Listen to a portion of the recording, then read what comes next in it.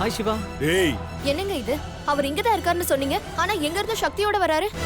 டேய் என்ன நாடகாரியா? ப்ரோ விடு ப்ரோ. டேய் விடுடா.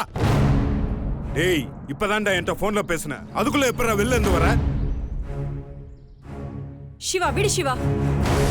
சிவா கையெடுங்க, கையெடுங்க. என்னது? நான் உங்கள்கிட்ட போன்ல பேசினேனா? என்ன காமெடி பண்றீங்களா? இதுக்கெல்லாம் என்னால பதில் சொல்ல முடியாது, சக்தி தான் சொல்லணும். நீங்களே சொல்லுங்க சக்தி. நானும் அவரும் பைக்ல பேசிட்டு வந்தோம். இடையில இவர் எப்படி உன்கிட்ட பேசியிருக்க முடியும்?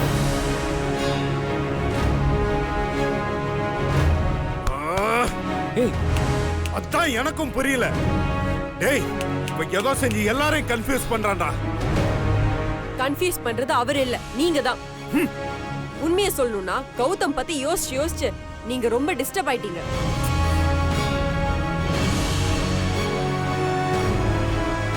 உன் நல்லதுக்கு தான் சொல்றேன். நல்ல ஒரு சைக்காட்ரிஸ்டா போய் பாரு, எல்லா ப்ராப்ளம் சால்வ் ஆயிடும். வாட்? சைக்காட்ரிஸ்டா நான் போய் பார்க்கணுமா? ஏய் உண்மையை சொன்னா எல்லாம் சேர்ந்து என்னைய பைத்தியக்காரங்கிறீங்களா? ஏய் எல்லாத்துக்கும் காரணம் நீதான்டா. உனக்கு இருக்குடா. ஏய் சிவா, சிவா. ச்சே.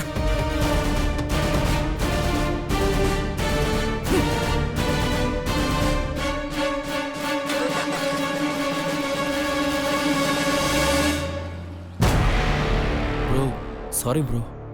ஹே நோ ப்ராப்ளம்.